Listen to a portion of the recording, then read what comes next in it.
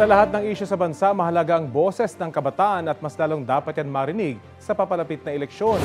Millennials o yung mga 29 hanggang 44 years old ngayon ang pinakamarami sa mga registered voter ngayong eleksyon 2025.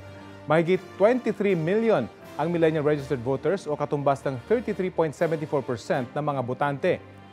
Malaking porsyento rin ng Gen Z voters o yung mga 18 hanggang 28 years old ngayon.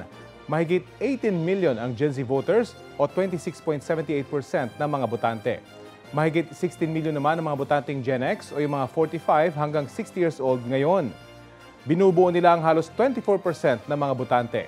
Mahigit 10 million naman ang botanteng senior citizens o pinagsama-samang baby boomers at mga nasa silent at greatest generations.